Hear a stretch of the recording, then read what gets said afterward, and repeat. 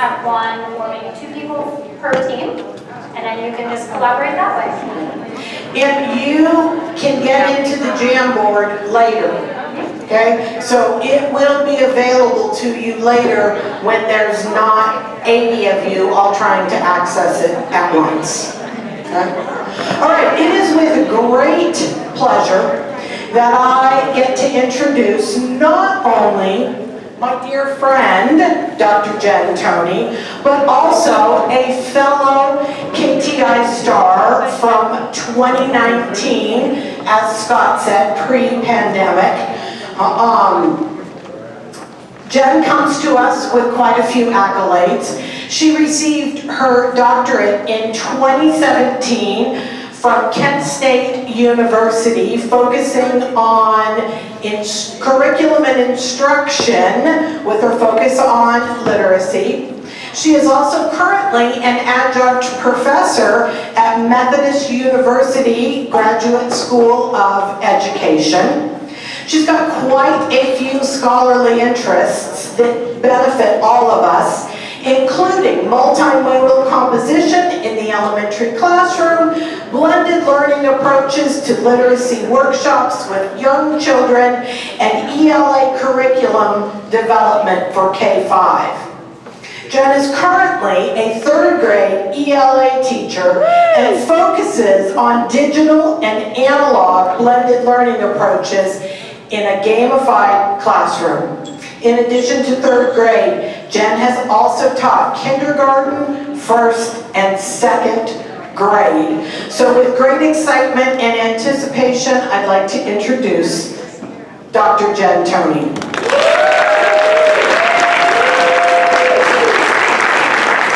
Thank you so much. Good afternoon, KTI Stars 2022, lead learners, and visiting administrators. Hold on 1 second. Let me move this up. All right.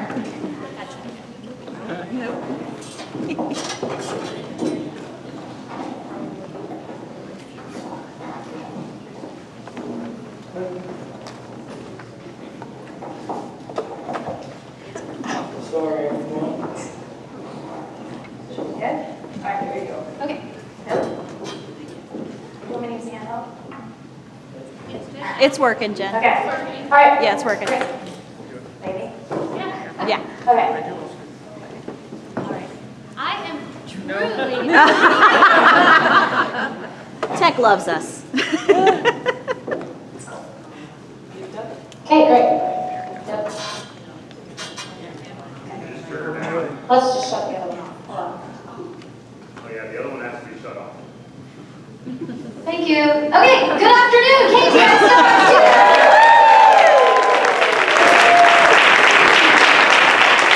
I am truly honored to be back at Summit and to be sharing some of my experiences with you today.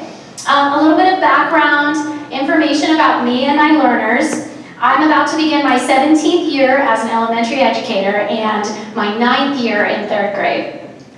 In addition to my day job, I do develop graduate courses for the School of Education, and I've been doing that for the past 7 years. And I'm so excited to be here to connect with you in person and to learn with you today. And just so I don't forget, I've seen lots of you on Twitter already, but please feel free to follow me. My handle is @JenToney. Hold on, now I have to figure out my hands here. Okay. When you came in, there was a Jamboard, and I know there were some technical difficulties, so if one or two of you at each team could hop in there to have a shared space for collaboration, please feel free to use this Jamboard now throughout our conversation and even after our time together. 3 years ago, when I was sitting in your seat, I was utterly inspired. I was in awe of the welcoming and giving spirit of the lead learner team of 2019 and the time and energy they sacrificed to make the week so amazing. In fact, let's pause for a minute and give our 2022 lead learners a round of applause for everything they did to inspire us today.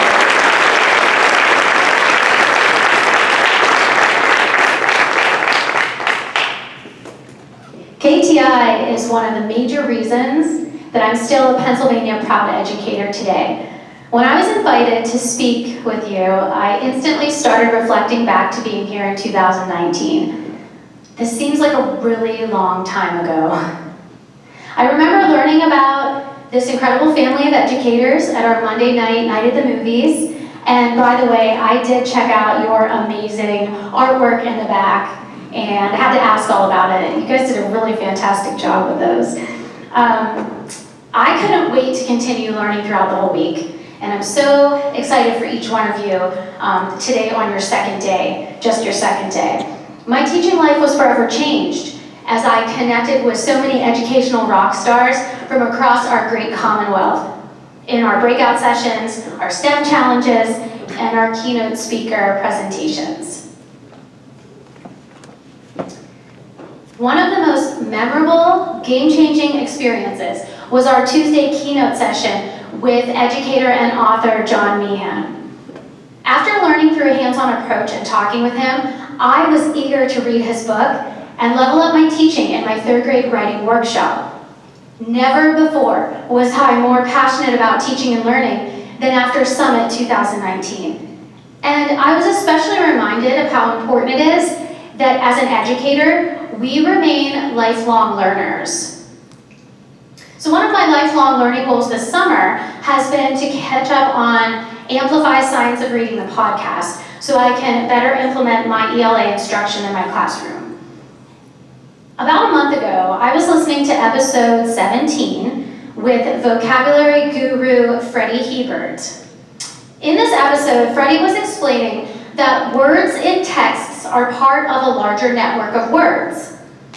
As she discussed her idea, I was walking along in the sunshine in the local park. My mind started to drift off.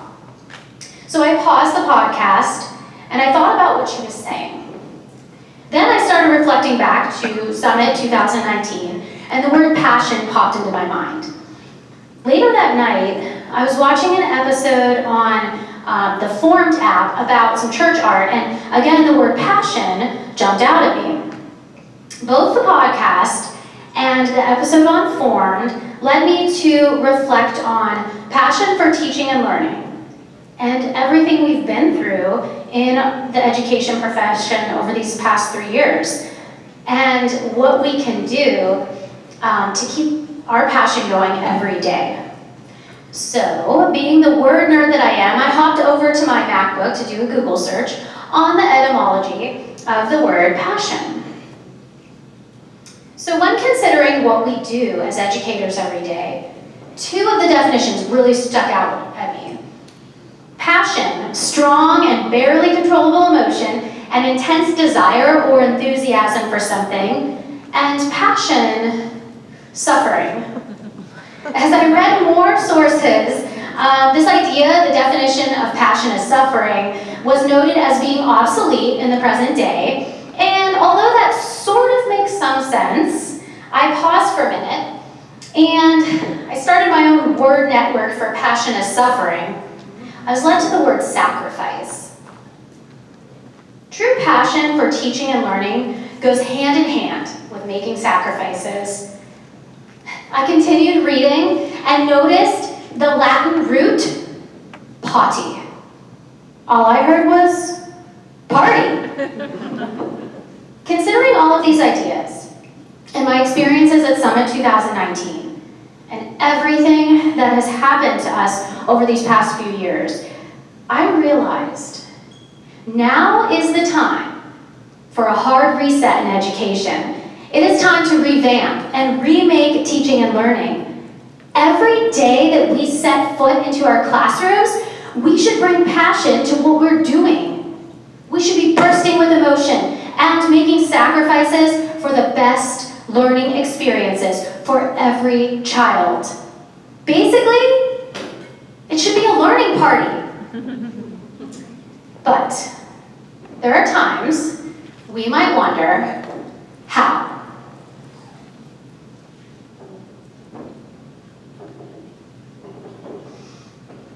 So being perfectly real with you, last year was by far the most difficult year of my teaching career to date. I struggled a lot. Maybe you felt that at times too. There were times when my energy was sapped and my passion for teaching and learning felt like it was gone. Then what I thought was something totally out of the blue actually ended up being a complete blessing. Now, even though I fought my professors at Kent State tooth and nail to stay away from contributing to the Twitterverse, I ended up caving. Man, I'm so glad I did. Twitter has been such an asset to my professional learning network. So anyway, a few weeks after we returned from the holiday break this past year, a fellow KTI star and Mercer County educator who I never met in person, I only was connected with her on Twitter, and one of your lead learners today, Melissa Kay, right out there. Melissa reached out to me on Twitter. She asked if I was planning to go to the Pennsylvania Educational Technology Expo and Conference, or as you may know, P&C, this past February. She invited me to present with her on a panel. I hadn't submitted any paperwork. I was exhausted. And I didn't think my district would send me. It was relatively short notice and there were no subs. Surprisingly, they not only approved for me to go one day and present with Melissa and the panel, they approved the entire conference. And I'm so thankful they did. Had I never been connected to a dynamic PLN through KTI on Twitter and been invited to collaborate with Melissa and the panel, I would not have been at Pete to be reminded about my passion for what we do. Maybe I wouldn't have even gone back this year. So not only was I reminded, but my flame for teaching and learning was rekindled. And not just like a little tiny spark. I mean like a giant Western Pennsylvania summer night bonfire. Like huge, huge excitement. And so today I want to share with you 3 ways that we can nurture our passion for teaching and learning no matter what is happening in the world around us and in our classrooms and schools, so that we can inspire our learners every single day. The 3 things we can strive to do are build connections with each other and our learners, plan intentionally through pedagogical shifts, and facilitate playful and engaging learning experiences. I do this by overlaying gamification on top of my content. Building relationships. First, get connected and stay connected with each other and our greater PAECT and KTI community. One way you can do this is on Twitter, and I've already seen many of you posting about KTI, and it is bringing me such great joy to see you. Participate in ed chats, attend conferences, meet up in person when your schedules permit it. Also, connect with your learners every day. I strive to be fully present anytime throughout the day when a child is talking with me. I've made it my goal to stop multitasking during arrival time, even though it's really tempting to work on classroom housekeeping. Another strategy we can use is to embed those SEL techniques into our time together. 2 minutes here and there can really add up. And for team building, I have set a goal to spend the first 2 weeks of school working through team challenges in my classroom. Challenges that have nothing to do with content or assessments, you know, kind of like that marshmallow challenge you just did. I will be utilizing the EMC2 website for ideas, and I want to sprinkle them into my classroom throughout the year. And great ways to do this is to offer those team challenges and team building. I like to do those on those days, like right before break, right after break, in the winter when the kids are like half asleep because they just wanted to stay in their cozy warm beds. So I like to build those team challenges in around those days and sprinkle them in throughout the year so that we can keep those relationships growing as our kids keep growing. The second idea is intentional planning. So in addition to nurturing my passion for teaching and learning through building relationships with my learners, I've adopted a mindset of intentionality when planning my class time. As I'm planning, some of the questions I ask myself are, what is the learning goal? Do my students have choices? Am I providing differentiated challenges for all of my learners? How is feedback being offered? What is the opportunity for growth mindset development? Gamification in the Classroom experts Michael Montera and John Meehan explain in their book, Fully Engaged, intentionality in our classrooms means being deliberate in the words and actions we choose for our students' learning. And they know when we're intentional, our students can choose to play with purpose and surrender to a spirit of play. Playful and engaging learning experiences. The purpose of building these relationships with our learners and being intentional in our planning is to offer engaging learning experiences to share a joy for lifelong learning with our students. In a recent podcast conversation, my student teacher Faith and I were guests of Michael Montera's. We discussed the excitement on our end after having developed a gamified learning experience to share with our students. It's often a reverse of the case of having a case of the Mondays. We can't sleep, not because we don't want to go to work, but because we're so pumped to get there and share it with our learners. And one strategy we use to develop different learning experiences is to keep every one of our learners and their specific interests in mind. So choose one child and consider them as you plan. And by the end of the year, you will have had a chance to do that for every one of your learners at least once. This lets them know how much we care for them and how much they matter. It lets them be in the spotlight in our classrooms and help us lead each other to success. It helps them feel important and loved, and this carries over to their efforts toward their learning success. I went into teaching to share my love for learning with my students. Now, after 16 years, I've become a Pennsylvania Proud Educator.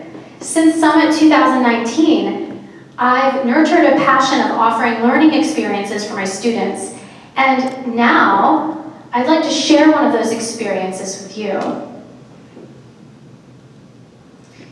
My students and I often talk about popular movies and videos that we enjoy. As I get to know what they like to watch, I also share some of my favorite classics with them.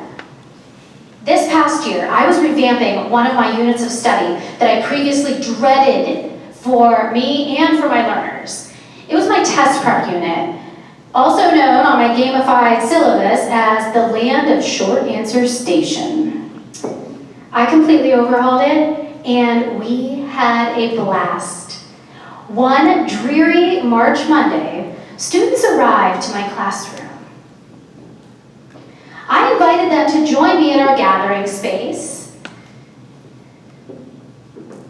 and invited them to embark on an archaeological adventure by playing the movie scene from Indiana Jones and the Last Crusade, when young Indiana Jones is being chased across the top of a train to rescue the Cross of Coronado to have it placed in a museum.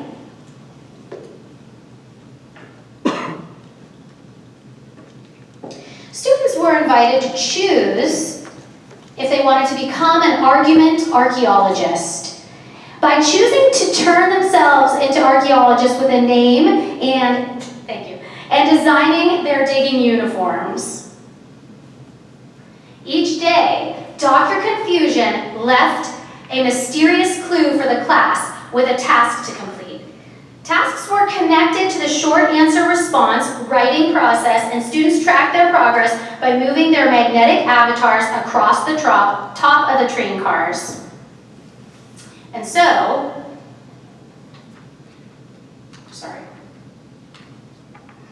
they prepped to write their short answers.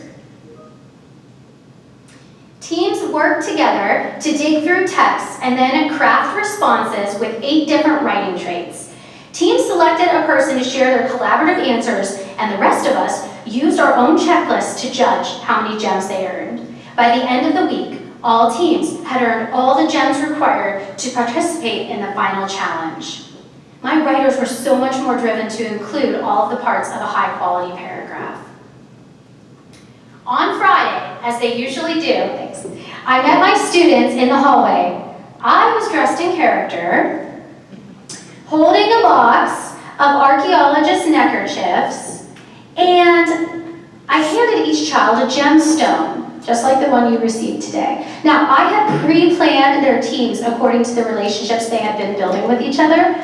I explained that they needed to sit at the tables, just like you did, that a satchel that matched their color of gemstone had on the table.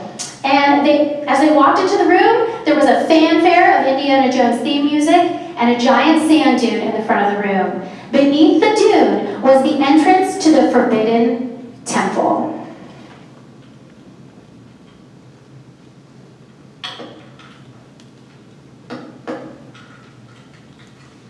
We have a transition, hold on.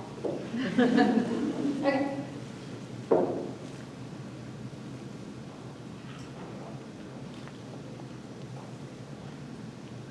Now there should be music on the slide.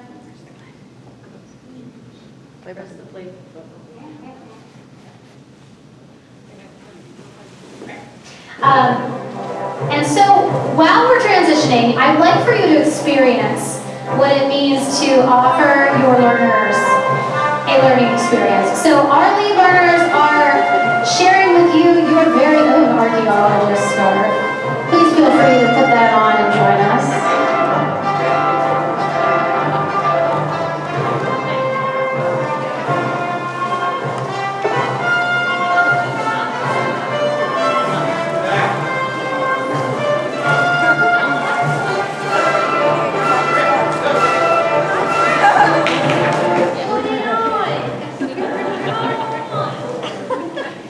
So while you're getting ready, I will introduce you to our experience. The roof shakes and the earth quakes. The entrance to the Forbidden Temple is about to give way.